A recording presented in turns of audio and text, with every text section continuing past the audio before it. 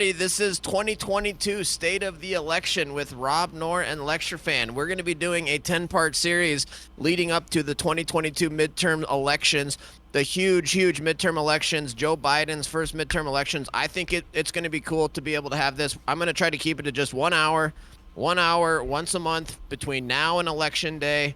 And we'll have 10 of these 10 1-hour videos, and we'll be able to look back on the campaign and we'll be able to see where everything's at. I think it's cool to just kind of once a month have an update, see where we're at on the campaign. So, Rob, thanks so much for agreeing to do it. Oh, I love it. I think it's a fantastic idea. And I was just telling my audience, I think you have a great mind for the type of shows that'll be entertaining and different. And I think this is going to be great, not only to lead in, but to look back then when we're done. What issues did we get right 10 months out? And how did things move forward going? So I'm really excited. Totally, yeah, same here. And by the way, huge congratulations to you, absolutely blowing up on Twitch. I think you and me are huge examples of why conservatives should be streaming on Twitch. I think you, as far as I know, was basically the first conservative on Twitch politics. And when I was doing YouTube and I started to see you, I did a panel with you and started to watch your show. And I think your message was spot on from the beginning, which was your prediction was we're going to see these platforms that traditionally are for more left-leaning people are going to start to grow big. We have a long way to go, but I think you're seeing that, and I think that that you led the way, and I'm happy to be growing with you as well. Heck yeah, twitch.tv/Lctrfan, Lctrfan, and twitch.tv/Rob Noerr, Robnoerr. So Yep. let's have you start right off. Where do you think the 2020 midterm campaign stands today? So I think polling's always difficult. Yeah, and I would be hypocritical to say like, oh, I trust the polls when they show our side favorable, but not when they don't. I do think that most polls tend to favor Democrats. They tend to skew a little more in their favor. So if it says Democrats are 2% up, it's probably about even. The polling looks really good at this point. I think I was reading a Gallup poll that said in the first quarter, Democrats nationally were about 11 points higher than Republicans. Now that number is 4 points higher Republican. That's a 15-point swing. And that's just nationally. So you have to understand because a lot of states that are Democrat have huge populations like California. If that's true that nationally Republicans are winning, there's a lot of local elections and state elections and smaller states that are going to go more for Republicans. So I think it looks really good. And it's kind of a double-edged sword. Why does it look really good for Republicans? Because the Democrats have been an abysmal failure on every single issue. Oh, for sure. No, so I totally agree with you. I think it's looking really good right now for the Republicans. So I saw that poll, the Gallup poll, talking about party ID, and then another major poll that's almost unheard of is the Republicans actually leading in the generic congressional ballot, where they just ask generically, who would you support, a Republican or for a Democrat for Congress? And so you've seen Republicans have massive takeovers of the House when they were losing the generic congressional ballot Yeah. poll. And so the fact that the Republicans are way up on the generic congressional ballot poll, party ID, national party ID, is trending that way. Joe Biden's poll numbers obviously in the toilet. I mean, standing here today in January 2022, I think even most left wingers are like, yeah, the Republicans are expected to completely take over the House. And it looks like the Senate too. Yeah, I mean, you look at the election of Youngkin versus McAuliffe. I think that's another bellwether. Like, people forget this. Youngkin, 2 months before that election, didn't have a chance. Like, all the numbers showed that he was down plus 10%. And I think Youngkin's been great. I'm very optimistic at what he did his first day in office. We'll see how he implements it. But for a first day, I thought it was as good as it gets. But the thing to remember is, it's not just because Youngkin was great. This was an abject failure of the Democrats. The problem is, and I tell my audience this all the time, when you see people like Nancy Pelosi fighting with AOC, sure, they have some differences on policies, but she's not mad in that, oh, we're not as radical as AOC. She's mad that they're letting the cat out of the bag. And that's exactly what happened in Virginia. Right. We saw this with the official Democratic Party in Michigan 2 days ago. They released a tweet that was like, parents shouldn't have control over children's education. Then the very next day, they were like, our bad. That tweet was misinterpreted. It's not that they changed their mind. People are seeing the Democratic Party for what it is. This isn't the Democratic Party of your parents. This is an extreme radical party that wants massive wealth redistribution and wants to reshape what this country is. Yeah, I mean, I've always actually taken that as like a point of optimism. The fact that Democrats had to lie to get elected, the fact that Democrats have to go to the American people and pretend to not be extremists, and they have to lie and say they support the Constitution just to get elected. I mean, it's like that quote, like, you know, if the situation was hopeless, the propaganda would be unnecessary. Right. The fact that the Democrats are having to engage in this propaganda to even have a chance is hopeful. But I think you're right. I think the cat's out of the bag. And the weird thing is the Democrats, they're not learning their lesson. I mean, I was just driving home from work listening to talk radio, and there was a news update at the top of the hour about now how Philadelphia, I think your neck of the woods, Yep. is now doing a vax pass to Yep. go into restaurants. 12, if you're 12 or older in Philadelphia, you have to show a vaccine pass to go into a restaurant. I mean, this is insane. Like the American people don't want this, and the Democrats, they're not learning their lesson. They're just full steam ahead on this authoritarianism insanity. Yeah, I mean, it's really crazy. I say this all the time. What party right now is the party of free speech? I'm not saying every Republican's perfect. I have a lot of complaints about a lot of people that are elected Republicans. But in general, the right, because we've lost the culture war as it stands now, and every institution is dominated by these left-wing ideas, the right is in the position of being like, we value free speech, we value debate, right? And the left is in the position, not all of them, but many of them, and certainly in institutions in the Democratic Party, of saying we need to censor disinformation. And they've lived in a bubble so long that they're not impressive. It's, you know, there are talented people on the left, but they're becoming few and far between. The average person that you run into that's like a young person on Twitch that's streaming left-wing politics, they've never had someone seriously disagree with them. All through K through 12 and into secondary education, all of their entertainment choices, all of their media choices, it's a complete bubble. And that's true of the Democratic Party. They don't have to face tough questions from the media. They don't have to face the consequences. And so now that you see the emperor has no clothes and it's like, okay, things are falling apart, what do you have to say for yourself? They're just relying on the same old, our opponents are racist and the media will carry water for us. Well, people are starting to see through it.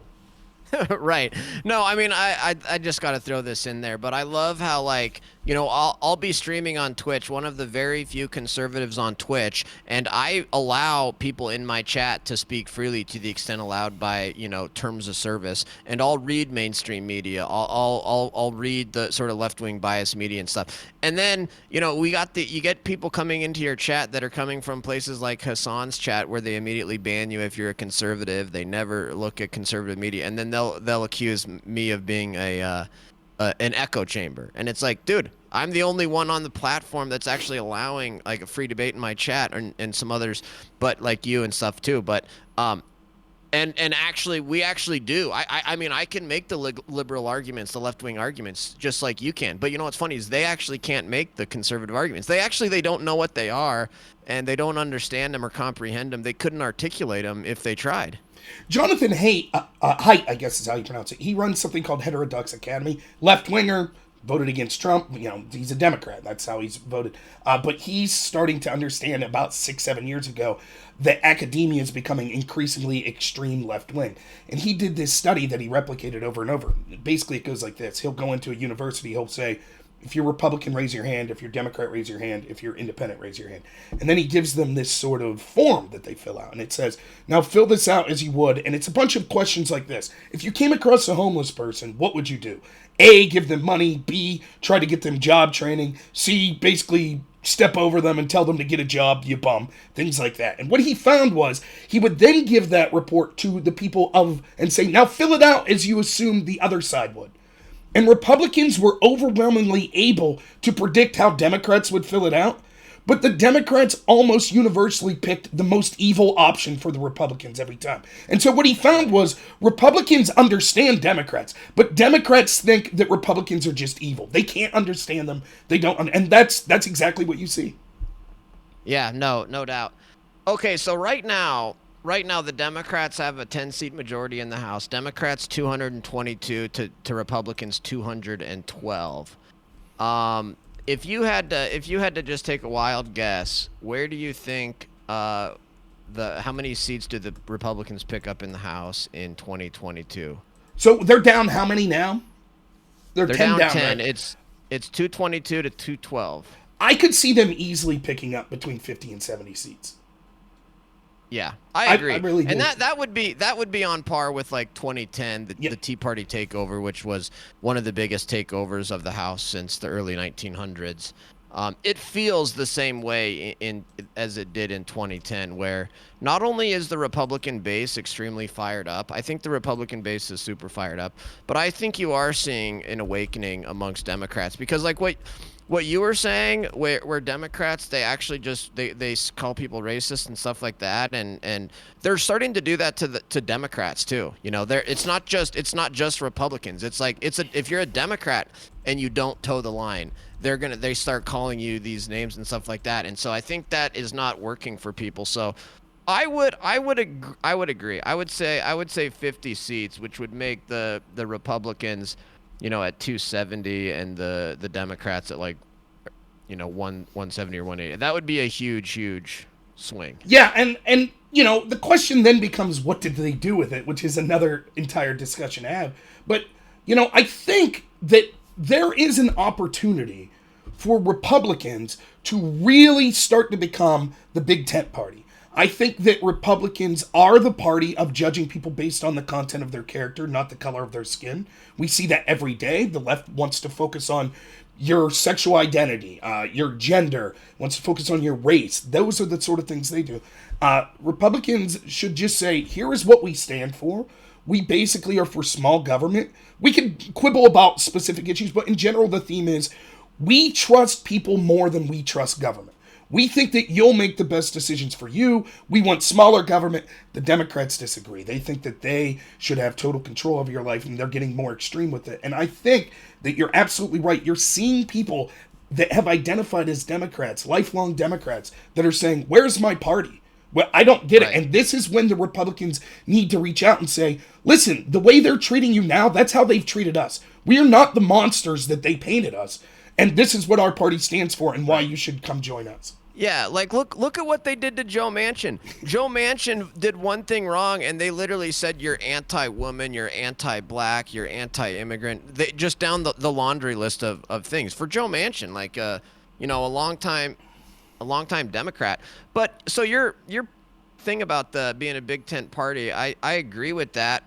But on the other hand, I also do see on the right a lot of need to primary certain Republicans and get actual conservatives and that's I think a big piece of 2022 is who are going to win. And we can talk about the Senate races. I was looking through the Senate races. There's a number of Senate races where the GOPs have open, or the Republicans have open primary, and I think that's going to be a huge defining characteristic of the 2022 midterms is who do the Republicans go with in these open primaries where you've got more establishment Republicans, and then you've got more conservative Republicans and stuff like that. So while I agree that the Republicans have an opportunity to go big tent, at the same time, there's also a need to basically get Republicans in there that will actually vote to balance the budget or actually vote to shrink the size of government or that won't be corrupt in establishment and all these different things. No, I totally agree. Like, the win is hollow if we just get a bunch of people that are just going to agree with Democrats on it. In fact, that's worse. That's worse than losing. Right. And it's something I told Democrats going into the 2020 election. If you were a progressive, the worst thing that could have happened to you was Joe Biden winning. Literally, you would have been further ahead for Trump and Republicans to sweep, because at least then the progressive agenda would have still been on the table. But what happened was they allowed Joe Biden and the corporatist Democrats to co-opt it. And Joe Biden and company, they don't care about Black Lives Matter. They don't care at all. They just saw it as a vehicle to get elected. That was it. And I said, wait and see. They won't care about those issues as soon as they're elected. The same's true now, going into 2022. If we get a bunch of Republicans that are just going to be like, well, the next time there's an illness, we need to lock down, and we need to have massive trillion-dollar spending bills, and that's worthless. So we need to, Right. when I say Republicans could be Big Tent, and I volunteered for campaigns. I was offered a job for campaigns. I ran for Congress myself. And what I tell people in the Republican Party is, You don't have to change your message to reach out to people that don't traditionally vote Republican. You should be able to Right. articulate why small government, balanced budgets, is good for everyone. Regardless of what their social beliefs are, it's good for everyone. And if we don't start getting Republicans like that in elected office, they're Republican in name only, and it won't do any good. No, yeah, I think that's kind of the same thought I always have towards minority groups, and that could be another huge change or major change that we see in 2022 is Latinos and blacks going more towards the Republican, and you're starting to see that in polls and big articles that are coming out talking about how Latinos and stuff are switching GOP, and it's like I agree with you. It's like, dude, when you're talking to Latinos and you're talking to blacks, you don't have to have some specialized message No. that's directed at you talk about freedom. You talk about liberty. You talk about good economy, small government, making people's lives the best that they can be. You talk about how the Democrats are hurting your pocketbooks. You talk about inflation. I mean, blacks and Latino. That's it's so insulting to me that some of these like Republicans and especially Democrats, they think that Latinos and blacks are like this monolithic group where they all think the same, and they don't care about the things that normal Americans care about, and they only care about, XYZ issues. It's like, no, these are good American, normal American. They care about freedom, they care about liberty, they care about inflation, they care about all these things. We don't need to have some specialized message. And I think if the Republicans can do that and we continue to see, I mean, if the Latinos shift GOP, the Democrat Party is basically over. Right. I mean, if the Republicans get Latinos and blacks to start voting Republican, which I think they should, and there's a good chance of it, the Democrats can't win anymore. Yeah, and what's funny is, right, I find it hilarious, like, when I argue to, like, people on the right that are, like, the race realist and that type of crew, one of the things that I find most hilarious is, if your values are conservative values, most of the time, blacks and Latinos average being more conservative on values than whites. That's absolutely Right. true. It really is. The problem is this. I'll tell you a quick story. When I was volunteering for a campaign, I was talking to some high state level people in Pennsylvania. And when I finally got to ask a question, as I sit there and listen to them, oh, we're going to put up yard signs. We're going to do mailers. We're going to, and I'm like, what are we doing to reach out to populations that traditionally don't vote Republican? And they're like, well, who do you mean? I said, single women, young people, inner city blacks. What are we doing to reach out to them? And they told me, well, we're trying to drive out the base. We're trying to go after the low-hanging fruit. And what I told them is, I sincerely believe that what conservatism stands for is better for all of those groups I just mentioned. But why would they ever vote for us if we're not out there talking to them? And that's the irony. When you look at, like, a lot of what people, like, despite what CNN will tell you, most inner city people didn't want to defund the police. They didn't want to. They see the terrible nature of what happens. They don't want to be talked to as if they're just monolithic and they believe, they have different values than everyone else. They care about their families. They care about being able to provide for their families economically, right? That's what they care about. And that's the message that we should be running on. So, yeah, I'm not saying that it's a magic bullet that, all of a sudden, 70% of blacks are going to vote Republican in 2022. But that's not what we need. And it's a constant effort, just like anything else. If conservatives continue to make a push to say, you're absolutely right to be upset that we weren't talking to you as much as we should, but here's our message, and we're not pandering to you. This is what we believe for everyone. I think that you're going to start to see a radical change because these populations, they don't agree with what these radical Democrats are saying. They just feel like, That's well, I the vote funny thing. Democrat because I'm told I'm supposed to. That's what I've done generationally. Yeah, no, that's like I don't know if you've seen those polls or studies about the Latinx or Latinx or whatever, where it's all these like rich white progressive liberals that are using that term, but then if you actually poll the Hispanic population, like nobody actually wants to use that phrase Yeah, it's or that ridiculous. term. And I mean, there's a lot of stuff. Now, I happen to be okay with gay marriage. I think that it's settled. But when you go back and look, what was it, Prop 18 or whatever in California that legalized gay marriage? It failed the first time. You know why it failed? Because 90-something% of blacks in the state voted against it. Right? They are more conservative on that issue than white people.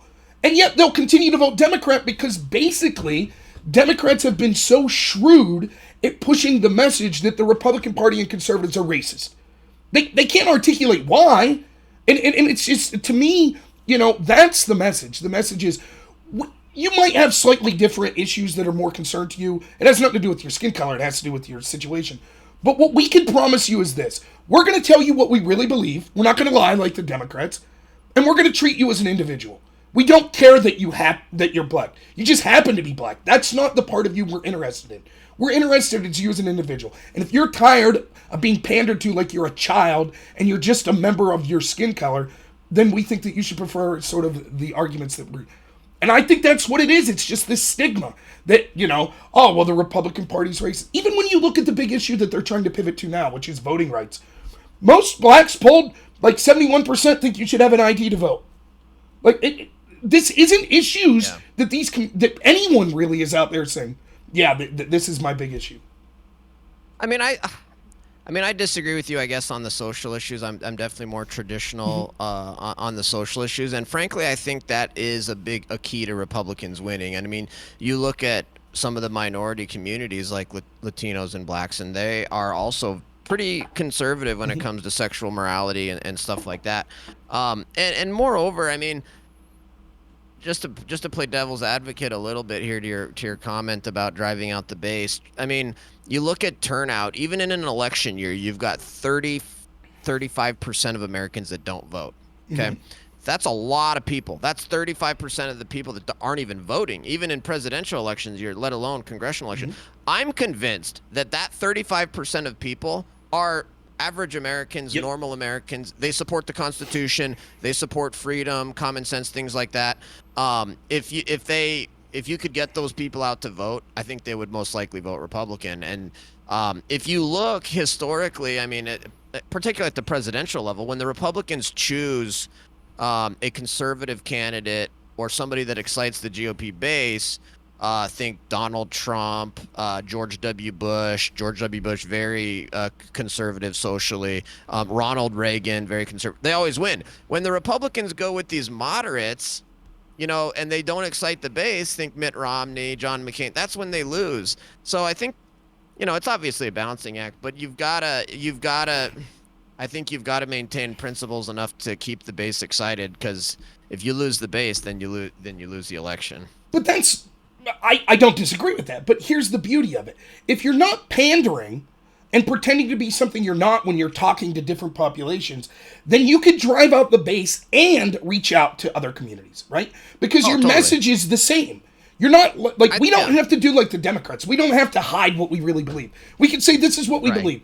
When I ran for office, this is what I said. I was like, it's my job as someone running to impart to the voters of what my positions are. And it's your job to understand those positions and choose the right fit for you. If I'm not the right fit for you, that's absolutely fine. Vote for who's the right fit for you. That's the way the system's designed to be. Instead, what we see is career politicians that make all these promises that, they'll go to city A and they'll say what they think that city wants to hear. And then they're at the country club and they say what they want to hear. Republicans could just say, this is our message. This is it. It's the same message to everyone. And I do think you're right, though. I think that, one of the things I think got Trump in trouble was I think that he started to pander. This is a very low on the totem pole, but he started to pander too much. Like, let's bring in Kim Kardashian. Let's see what she says about, prison reform and things like that. If you want to do it, fine. Right? But the problem was, I think that he was doing things like, if we're honest, I was just looking back at my videos and stuff in March of 2020. Trump was pushing lockdowns. Trump was praising Newsom. Trump was praising Cuomo, right? That sort of stuff, I think, harmed him more. It took away his base. It made them less enthusiastic. Now, there was all sorts of other things going on as well. But the point is this, you can drive out that base. You're absolutely right. I'm tired of this narrative that comes from establishment Republicans well, we need a moderate. We need someone that, Chuck Schumer's willing to work with. No, that's not what the American people want. The American people don't like Chuck Schumer's agenda. So why don't you just put someone that represents the values of conservatism, and that's what will be popular. No, I agree, and they want to paint conservatives as extremists, and they think, oh, if you want to balance the budget, you're a racist, and it's like that has nothing to do with race. I want to balance the budget. That's not a racial issue. So, but I think if the Republicans and the conservatives need to figure out a way to get through to the American people that our values and our beliefs are good for everybody, and they help everybody, and what the Democrats are doing is pure lies. I think that's going to be huge, and frankly, I think one of the greatest lasting impacts that Donald Trump had is helping people realize how corrupt the media is, and how corrupt the Democrats are, and how corrupt Washington D.C. is. I think there's a lot more Americans now that are inclined to disagree and believe that the media is lying than there were before Trump took office. And frankly, I always thought Trump did a pretty good job of maintaining the same message to everybody. And he would I remember Trump would say at rallies, that Hispanics and blacks, they like low unemployment too. They want a strong economy too. So like Trump's economic message, I mean, that I think did really well. And didn't Trump win more percentages in terms of Latinos than like any Republican ever? Yeah, even with blacks, I think he did pretty well compared to most Republicans and what they do. Yeah, that's absolutely true. Where Trump lost ground was basically suburban women, suburban white women. That's where he really hurt, and that had more to do with who he was stylistically than what his policies were. I mean, the entire argument to vote against Trump, they weren't really voting against Trump's record, other than COVID, which we see how well Biden did with that, right? But other than that, what did they really have negative to say about him? He's just an unlikable person.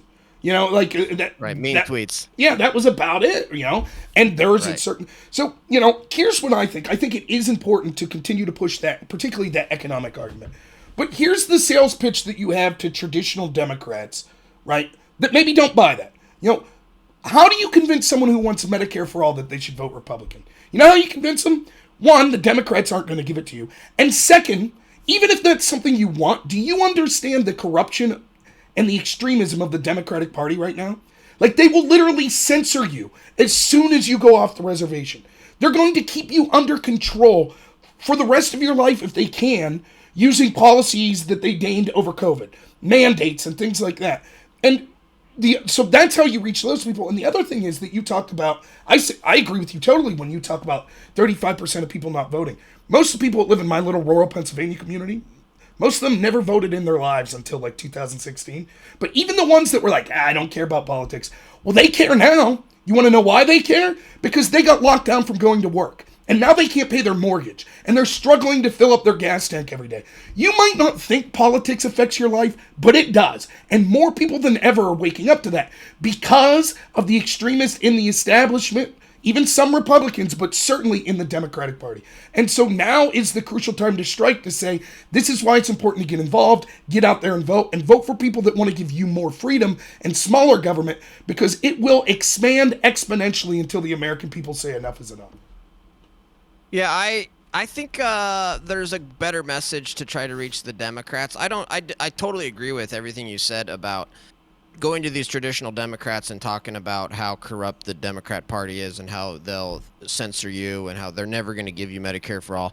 And then on top of that, I think you got to explain that having a government takeover of the healthcare sector is not going to be, unicorns and rainbows and all wonderful and we all get high quality healthcare for free. That's not how it works. In fact, what happens is you get worse quality, you get horrible customer service, you're not able to then even see doctors anymore. The quality goes way down, plus it drives up debt. There's tons of corruption. So even if they could implement that policy, the consequences are disastrous. But I also think the Republicans need to have, a good alternative policy. Yeah. And frankly, I've got one, which is you slowly phase out Medicare and Medicaid, send that back to the states. If the states want to have Medicare, Medicaid type programs, great, but it shouldn't be done at the federal government. It's too inefficient. It's too corrupt. And then you get the federal government out of regulating the healthcare sector at all, and free up that system. And that drives down price, that drives up quality,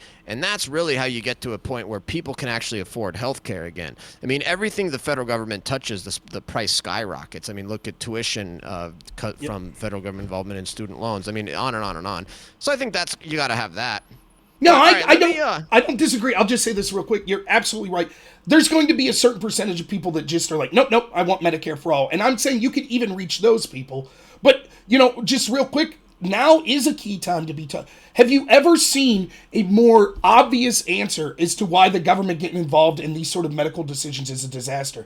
Why can't we get monoclonal treatments? The government hoarded up all the remdesivir and all this stuff. Now states can't get it, right? Like everything they've touched during COVID when they said, oh, we're going to get involved. Don't worry, Joe Biden's going to send one K95 mask to everyone. He's going to send one to everyone. Oh, and if you want to test, you can go through the government website and they'll send you a COVID test in 7 to 12 days. Like that ineptitude, and you want them to run the entire medical sector in this country? They can't even figure these simple things out. Totally. Okay, you brought up. I wanted to move on to some Senate issues and some Senate races and stuff. But first, you had said something that reminded me of something that I read recently. That basically said, "Don't speak too soon on 2022 because it's all dependent on COVID." And if COVID goes away and we're back to normal and blah, blah, blah, blah, blah, then the Democrats are going to do just fine in 2022. And if COVID continues to be around, do you think there's any merit to that? I think that it's not necessarily 100% the case, but that's leaning towards the truth, right? And the Democrats believe that, right? That's why you're starting to see this shift at the national level. Like all of a sudden they're like, well, we're not going to count deaths anymore. Is it deaths from COVID or deaths with COVID? Something they called us conspiracy theorists for saying. They're saying, well, wait a minute, Right. Cases aren't important. Cases aren't important. Right. In reality, it's just serious cases that require ICU or that result in deaths. So they're going to try as we get close. You saw this with Newsom in the recall election, right? That's going to be their national strategy. Newsom in the recall, he was the worst governor for basically having all these arbitrary lockdowns that he himself didn't follow. And then all of a sudden, once the recall happened, he lifted them all. He was like, "Oh no more mask mandate. You can go out. You can go to the restaurant, right? Because now." And then people were like, "Whoo, we got through that difficult part. Now we could vote for Newsom again." And then of course, once he's reelected, it's like, "Oh boy, now we got to start looking for these lockdowns." So it's our job. What we need to do is to tell. We don't have to make stuff up. We just tell them the truth. They will, for political reasons, start to lift some of these mandates and things like that. But if they're reelected, they're going to put them right back in again. And so, yeah, it might look better. People, and keep in mind this, it's not just the deaths. The pain is the lockdowns, the mandates, the supply chain crunches, the fact that we have 15% less hospital beds now than we did in 2020, or staffed hospital beds, largely because we're firing nurses because of these mandates and things like that. That's where the pain's coming in. And the government is messed with. I always use this example. Imagine that you wake up one day and gas is $2.50 a gallon, and then the next day the government's like, we're going to tax it double. So now it's $5 a gallon. And for a month you're like, oh, this sucks. And then they're like, you know what? We're going to lower it back to $3.50 a gallon. And you're like, whoo, thank goodness. Man, what a relief. Well, in reality, they just raised the price of gas $1 a gallon. But it feels like a relief because they put so much pain on you for a period of time that when they slightly relax it, that it feels like a relief. And that's what they're going to try. Okay. I don't know. Maybe I'm giving the American people too much credit, but I would hope that most Americans realize at this point that COVID is not controlled by politicians. Like whether COVID is around or bad, or it's not determined by what a politician does or does not do. That's been, I think, the big lesson of this whole COVID pandemic is that everybody seems to think that the government can control the virus, and if the government does the right thing, then there's no virus, and if the government does a bad thing, then there's lots of virus. It's like, no, the virus is just going to go around and do whatever it wants regardless of anything the government does. But there's still a huge element that of the populace that's going to maybe vote based on where we're at with the virus. But I don't know. I think you're right. Traditionally, I thought that traditionally though that like Democrats would overplay coronavirus so that they could then do all mail ballots. And all of those election sort of things again. So, but you're also right that like it seems like everything that conservatives have been saying for the last 2 years of this pandemic, suddenly now the liberals are now saying it, Democrats are now saying it. It's like, wait, you were literally censoring and purging and banning people for saying that, and now like you guys are out there saying it and admitting it. Cloth masks don't work. They're now admitting cloth masks don't work. That you get banned for saying that before. Questioning the death numbers, same thing. On and on all these different issues, and it's like, it's just incredible to see that. But no, I agree with you. Senate really quick. Wait, real quick, I agree with you when it comes to.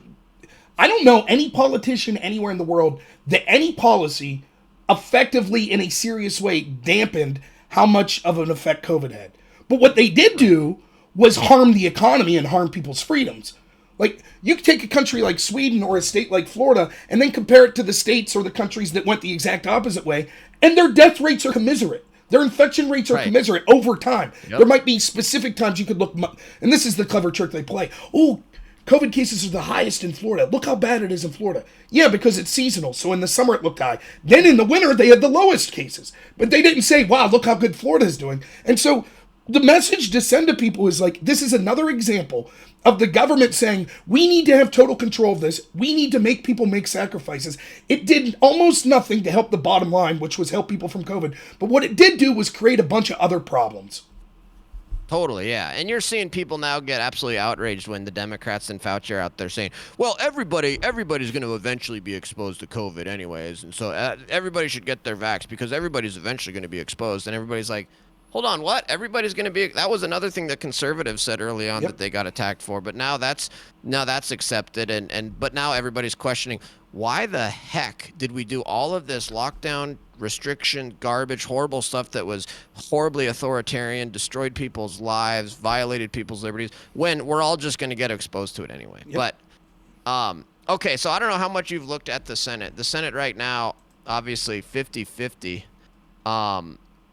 According to Real Clear Politics, Battle for the Senate 2022, first of all, this is the Senate map in 2022 is very friendly for Democrats because the Democrats only have, the Democrats have 34 senators that are not up in 2022. The Republicans only have 30 senators that are not up in 2022. So, but even with that, according to Real Clear Politics, there's 47 safe Republican seats and there's 46 safe Democrat seats with 7 different toss-ups. Starting with the GOP, they've got Alabama as a likely GOP, and that's another open primary. That Alabama seat is going to be one where you're going to see, I think, an interesting GOP primary. And then Alaska, Lisa Murkowski up in Alaska, they've just recently changed Alaska's laws to be this new voting system in Alaska, ranked choice voting in Alaska. Lisa Murkowski does have a challenger on the right, endorsed by Trump. I don't know if you've got any thoughts on. Well, first of all, I guess just big picture Senate. Where do you think the? I'll just start with that. I think the Republicans come out with 51. Maybe 52 Senate seats after 2022. What do you think? That if the election was held today, I absolutely agree. We'll see how things change, but right now that would be my prediction as well. That despite the fact that it's not favorable, the amount of seats that are up for Republicans, I think that the Democrats are doing so poor of a job that you're actually going to see that the vast majority of these seats will be won by Republicans. As far as Murkowski, I am not a fan at all. I mean, no, me neither. She has proven, I want leaders.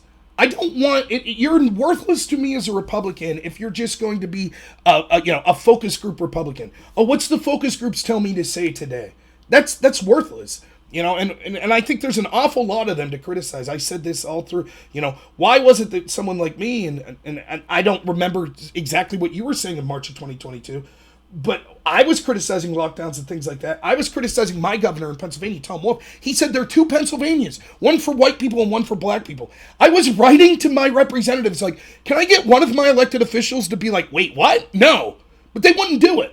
And they wouldn't say anything about lockdowns until like 4 or 5 months later, once it was obvious that people were like, we're fed up with this. Then they came out. They should be at the forefront of what conservatism is.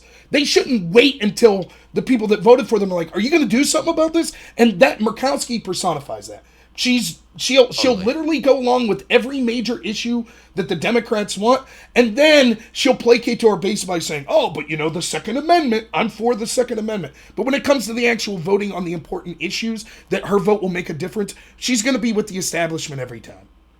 100% agree with that. So the Kelly Shabaka is the conservative challenging Lisa Murkowski. Do you know anything about Kelly Shabaka? I do not. Oh, I did a little bit of looking into her. She's been on Steve Bannon's War Room.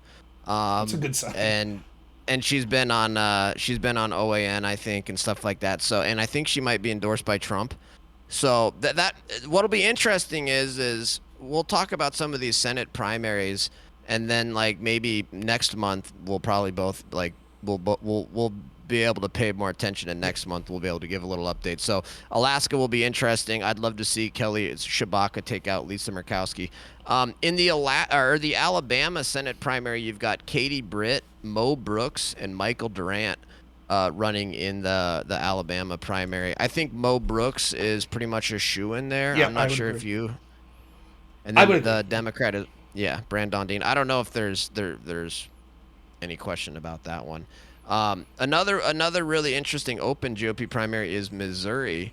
You've got Eric Greitens, Vicky Hartzler, Billy Long, and Eric Schmidt running for the GOP in Missouri. Any thoughts on that one? I honestly, I haven't followed. I've been following the Pennsylvania one closely. I was, That's a big one. That's a huge one. Yeah. yeah, and so I've been following that closely.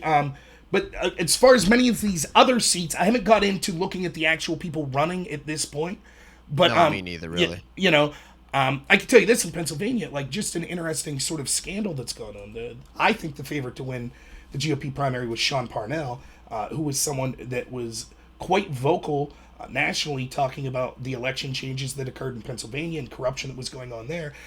He had to drop out of the race because sort of this Democrat activist lawyer basically took custody away from his children based on allegations that his ex-wife just came out of the blue with. It was like, oh, he was abusive. And so now he has to put Yeah. all of his time into trying to get his children. Sort of the dirty pool that you expect the Democratic Party to be playing. So now it's going to Yeah, I be thought more that open. was horrible Yeah. that he would have to drop out just because of allegations, and I just that's a really sad situation. So I was trying to figure out Dr. Oz. I have no idea. Is he legit? I was watching him and listening to him. I'm like, dude, I cannot tell. And that's a difficult piece, I think, with a lot of these Senate primaries, is really trying to figure out if some of these people are legit. And I think at some point we'll have to get to Ohio. The Ohio Senate primary is really interesting with J.D. Vance and Josh Mandel and stuff like that. Yep. But start on Dr. Oz. Is Dr. Oz legit or no? No, I think he's terrible. I think that he's going to be this sort of kind of in the vein of like someone like Murkowski. I think that he's someone that's an establishment Republican that's going to go along with the establishment line. So like if That was you're the take I had. right, you're conservative, right? And you hear that someone's a doctor. What's one of the first issues that you think would you be like, "Oh, this is something that they would have value to weigh in?" And I would think something like abortion.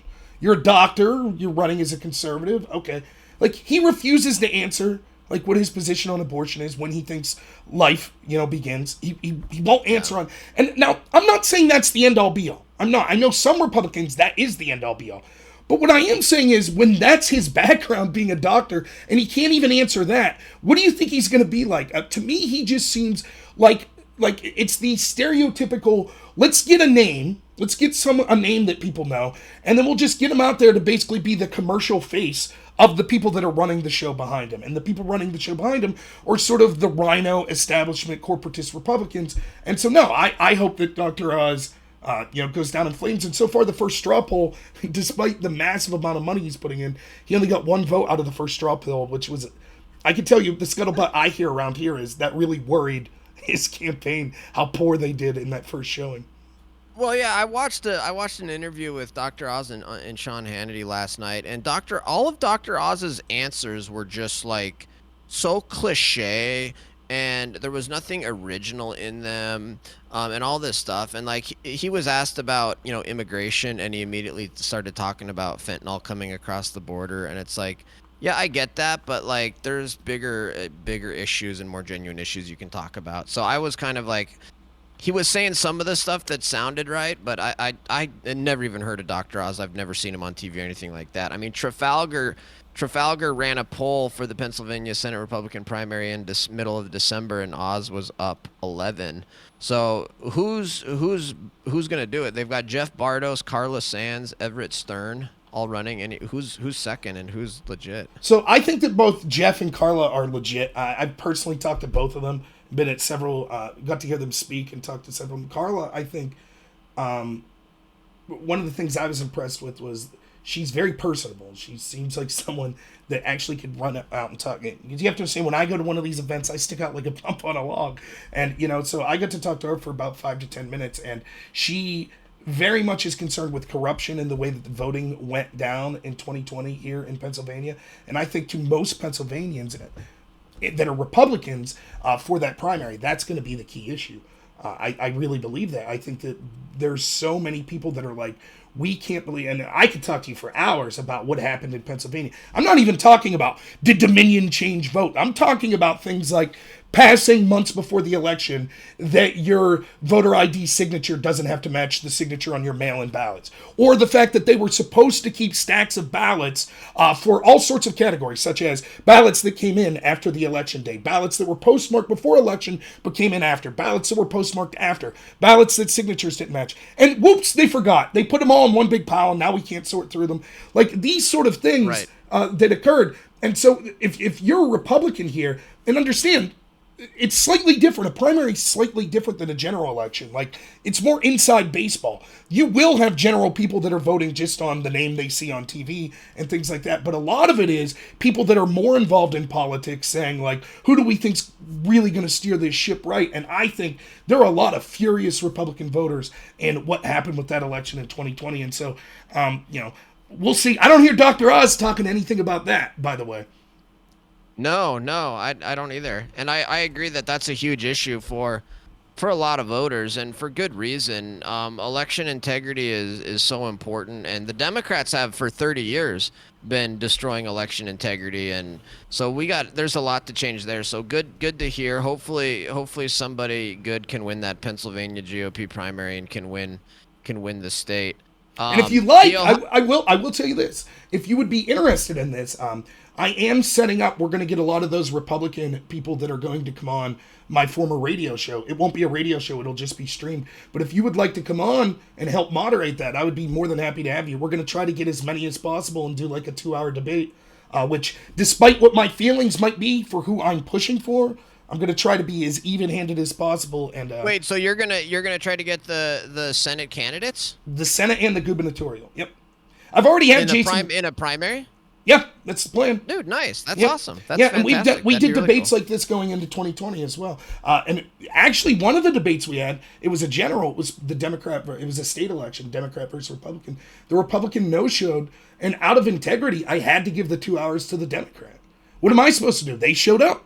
And so I was like, I'm not going to vote for you, but I'll give you a fair shake and allow you to articulate your opinions. And so, but yeah, and I so think that's going to be on the radio or on Twitch? It'll be or on both, Twitch. Or what? No, the radio show might come. We're in the works up.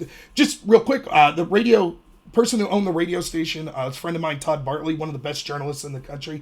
He had some things dealing where he was moving around the country and he was working with some bigger shows, but he's trying to get that back before the 2022 primary, which then it would be simul-streamed on my Twitch and the radio. So. Oh, okay. Awesome. Yeah, well, keep me posted on that I will. one. Okay, so the other really interesting GOP Senate primary, I think, is Ohio. You've got Josh Mandel, J.D. Vance, Mike Gibbons, and Jane Timken. Apparently, J.D. Vance is a huge big deal. Do you know much about J.D. Vance?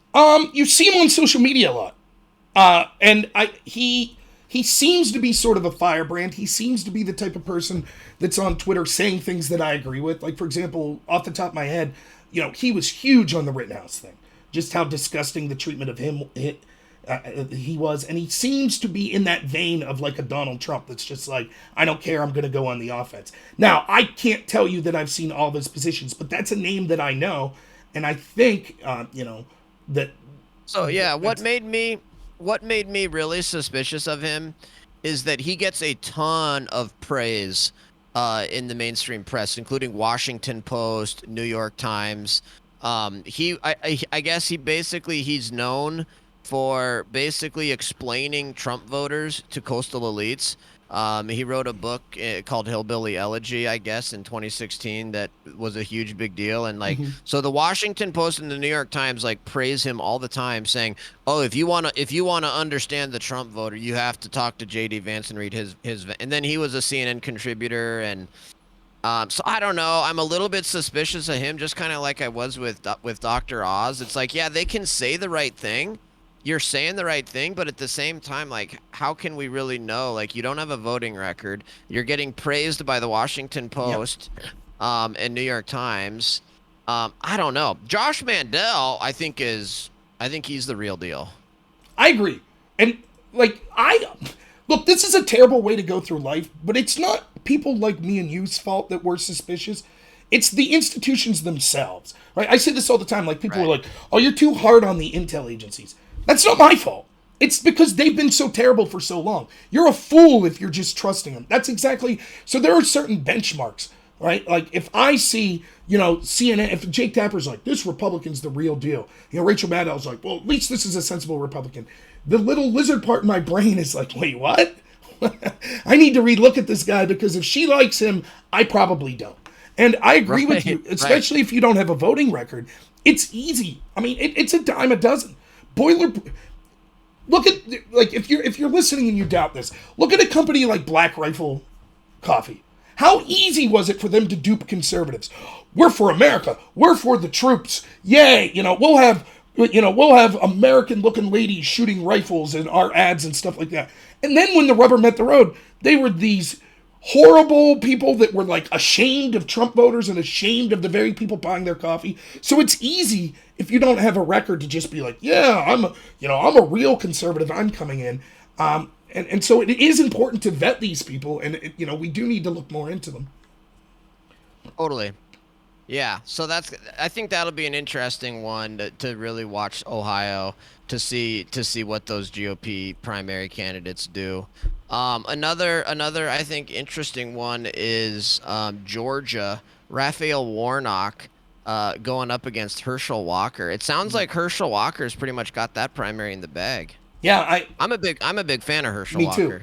Uh, I was a big fan of him sports, like not only fantastic football player, but then USA bobsledder as well, and did I think some fighting. But no, Herschel Walker is someone. I think that almost the situation we're in with these institutions being so controlled by the left right now, I think sometimes, as long as you're conservative on the most important issues, sometimes the type of person you are is more important than agreeing with me on every specific policy. And Herschel Walker has exhibited that he is a fighter, that he's not going to back down. He's not, to me, the fundamental characteristic of the Democratic Party is corruption, and the fundamental characteristic of the Republican Party is cowardice. And so to see someone like him, who's just like, I'm going to take it on the chin, I'm coming right out, I think is fantastic. Ralph Warnock, this guy has said some of the most disgusting, despicable things. He said before he got elected, Horrible, yeah. remember he said that, like, I forget exactly what his term, I'll look it up here in a second, but he's basically said our country needs to reject the whiteness that it has. Say that about any other race. See how that works. Tell 60% of the population that they need to reject their ethnicity. He hashtag believe all women, except for Ralph Warnock, when his wife actually called the police and said that he ran over her foot and attacked her and things like that. Oh, we don't believe any of that. So, yeah, I think Herschel Walker is the exact right type of person to take on someone like Warnock and call him out for his extremism, his race grifting, and I think Herschel Walker has conservative values and is a fighter and will be very good in Georgia. Amen, amen. And I think he can beat Me Raphael too. Warnock. That was a total fluke. That whole Georgia thing was so weird. With you had Lynn Wood and Sidney Powell and stuff telling people not to vote, and that was a strange It, situation. I don't think that represents Georgia. Yeah, and I'll just say about all of that stuff, I'll say this. It doesn't matter what you think about corruption and things like this. The reality is, if you make the decision, well, it's so corrupt, so I'm just going to check out, then it doesn't even have to be corrupt anymore, right? You Right, understand that? And no right. matter, even if you believe that there's corruption, corruption operates on a sort of exponential scale. So, if, for example, if a race is decided by 1,000 votes, it's very easy for corruption to swing that. But if a race is decided by 50,000 votes, it becomes far more difficult. And so when you're driving down your own base by saying, you know what, don't go out there and vote, it's all screwed up anyways, that's a huge mistake.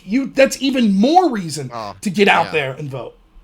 No, I agree. It's one of my pet peeves, and I actually see it a lot with Twitch chatters too, that say it's not worth it to vote. The elections are corrupt and stuff like that. And it's like, look, I'm one of the firmest believers in significant election integrity Me reform, too. including requiring people to show up on the polls at the polls on election day, except in extreme Yep. situations like you're a military overseas. You should have to prove your citizenship to register. The county should have to update their voter list every single year.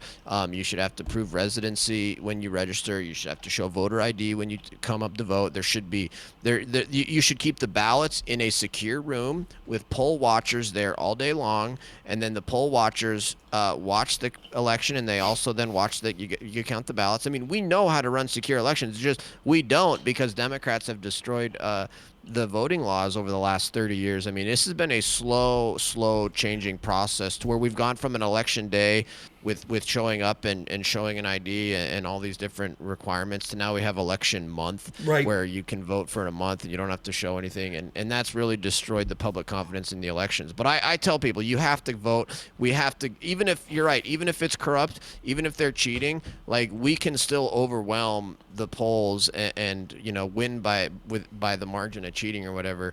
So, but that's one of my pet peeves. So I'm glad that we're on the same board. It's or on the same page. It's still worth it to vote. It's incredibly important to vote. We got to get out there and vote. And 2022 is going to be huge. And we could have a discussion about like elections. I also think we should have random audits of like 10% of every election, and part of that audit should literally be contacting the people that voted and telling them that they don't have to disclose how they voted, but if they would like to, for the sake of election security, and seeing if people's vote matches up, so we could ferret out not just fraud but also accidental. Some of these screens that you touch, you don't know. It could be changing, not even nefariously. And particularly if you're someone not used to technology, you might be interested to find out, like, oh, did you know last election you voted for X, Y, and Z? And you say, no, I didn't mean to. So I think we need that. One other thing I'll say on this note. One of the most discouraging things to me going into 2020 was not just online, but also in Republican events I was going to in person, the hubris that people had. I constantly talk to people that said Trump's going to win 48 out of 50 states. It's a blowout. But then you can't have that mindset. You could be optimistic. You know, one of my favorite people, Steve Ranella, he has a show called Meat Eater. He's a hunter. And he says, I'm pessimistic with my mind, but optimistic with my feet. In other words, when he's out there hunting, he's always like, I'm not going to get anything. But with his feet, he says, keep moving, keep working, always keep working. That's exactly how you approach this. So people that are saying, wow, the Republicans look like they're going to clean up in 2022. No, it's not enough. Get as many people as you can registered. Get as many people to the polls as you can. Act like that the country's on the line, because in many ways it is. And if you sit back on your laurels and say, oh, it's cool, we got this wrapped up, you're going to suffer the same fate that Hillary voters had in 2016 when they did that. You're going to look foolish. Right. Sure. I mean that makes me nervous about 2022 because you're starting to see that same Yeah. mindset where everybody thinks that even the Democrats think it's going to be this huge blowout. So that's something we as Republicans need to focus on is being like, even though Biden sucks, even though we've got a horrible economy, runaway inflation, even though these leftists are authoritarian scumbags, they're violating people's rights, they're doing all this horrible stuff. They support lockdown, they're lockdowners, they want to close schools, they're corrupt, all these things. It's like, man, we still have got so much work to do because I could definitely see 2022 going south. And it's not enough, right? Understand this too. So, one, you don't just want to win. Secondly, and for two reasons. One, because it has to be the right type of conservatives winning. If we just get a bunch of rhinos, that's worthless anyways. So you have to be diligent in that front. And second, you don't just want a one-seat majority, right? You have to understand that there's always going to be people that fall off. So you could always win more, right? So there, and if you need to see how important this is to never take stuff for granted, look at the election of Durr in New Jersey for the state seat. Remember, this guy was a truck driver that spent like $1,000 on his campaign. Something like 300 of it was at Dunkin' Donuts, and he beat the largest Democrat incumbent for the state election, the one that had served for the longest amount of time. That's because those Democrats took it for granted. If they would have taken that election seriously, Durr probably doesn't win. But they're like, oh, we got it in the bag. So never, ever give up anything, right? You go out, even if you're in the most, a lot of districts, you know that the Republican's going to win or that the Democrat's going to win. just based on how the district shapes out. You still need to drag yourself out there to vote on election day and get other people to do so, because it's important to make sure to, for all these reasons we talked about, to win. Totally. So I wanted to keep this under an hour. I think maybe next time we can talk about kind of what the Democrats' strategy is in 2022. I think that's an interesting issue. Is what are the Democrats going to be trying to do in 2022 and stuff like that. But man, I think this was a great first episode, and I'm looking forward to a whole bunch more. And it'll be fun to do these as we run up to November 2022. I agree. I think it'll be great. We also can't forget gubernatorial elections that I think are going to be very important. Sure. So I'm sure we'll get into those as well. And yeah, I'm cautiously optimistic. I'm motivated. Listen, when your back's against the wall, when every institution's against you, now is the time. Once your back's against the wall, you have something to push back against. And so I'm motivated. I want to see positive changes in 2022. I want to see that lead into 2024. But I'm not happy just to have Republicans win. It needs to be the right type of Republicans. Amen. Amen. And we're calling all Americans, regardless of your skin color, regardless of what language you speak, all Americans that support freedom and liberty and small government and the US Constitution. We're calling all Americans to join us, fight for freedom, fight for liberty, vote Republican in 2022, get the right GOP guys in there. And yeah, let's plan on doing this in about a month from now here in mid to late February. Looking forward to it. It was great shows. Thank you so much for having me. Cool. Yeah, thank you. We'll talk soon. All right, take it easy.